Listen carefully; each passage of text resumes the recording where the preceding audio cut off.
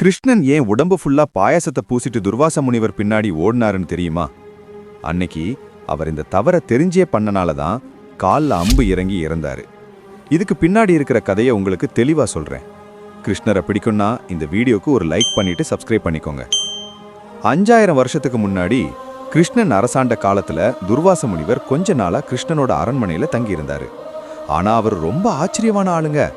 என்ன பண்ணாருன்னா, சில நேரத்துல 1000 பேருக்கான சாப்பாடை ஒரே ஆளா சாப்பிட்டுருவாரு. சில நேரத்துல சாப்பிடவே மாட்டாரு. சில சமயம் அழுவாரு, சிரிப்பாரு, கோவப்படுவாரு, எதுக்குன்னே தெரியாது. அன்னைக்கு ஒரு நாள் ஒரு சம்பவம் பண்ணாருங்க. அவர் தங்கியிருந்த அறையில இருக்கிற எல்லா பட்டு துணியும் எடுத்து கும்பலா போட்டு கொளுத்தி விட்டு அவர் பாட்டுக்கு போயிட்டாரு. கிருஷ்ணரும் இதெல்லாம் அமைதியா பார்த்துட்டு இருந்தாரு.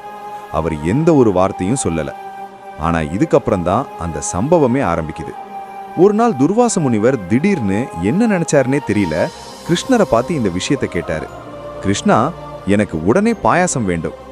கிருஷ்ணரும் உடனே போய் பாயாசம் செஞ்சு கொண்டு வந்துட்டாரு. துர்வாச முனிவரும் அந்த பாயாசத்தை கொஞ்சமா குடிச்சிட்டு இந்த விஷயத்த சொல்றாரு. இந்த பாயாசத்தை உன் தலை முதல் பாதம் வரை பூசிக்கொள். கிருஷ்ணர் எந்த ஒரு கேள்வி கேட்காம அப்படியே செஞ்சாரு. அந்த நேரம் பார்த்து நம்ம ருக்மிணி அம்மா வந்தாங்க. துர்வாச முனிவர் அவங்கள மட்டும் சும்மா விடுவாரா? ருக்மிணி அம்மாவும் உடம்பு ஃபுல்லா பாயாசத்தை பூசிட்டாங்க. ஆனா இது மட்டும் நடக்கல. துர்வாச முனிவர் என்ன நினைச்சாருன்னே தெரியல.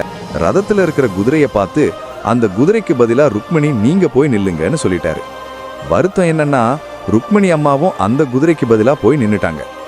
துர்வாச முனிவர் அந்த ரதத்துல ஏறி, ருக்மிணி நீங்க இந்த ரதத்தை இழுத்துட்டு போங்கன்னு கட்டளையிட்டாரு. ருக்மிணி அம்மாவும் ரொம்ப தடுமாறி கஷ்டப்பட்டு அந்த ரதத்தை இழுத்துட்டு போனாங்க. ஆனா அவர் ருக்மிணி அம்மாவை சாட்டையில அடிச்சு வேகமா போங்கன்னு கோவத்துல கத்த ஆரம்பிச்சிட்டாரு. இந்த விஷயத்தை பார்த்துட்டு இருந்த மக்கள் எல்லாரும் துர்வாச முனிவரை போட்டு திட்ட ஆரம்பிச்சிட்டாங்க. ஆனா கிருஷ்ணர் மட்டும் எந்த ஒரு கோவப்படாம அமைதியா இருந்தாரு.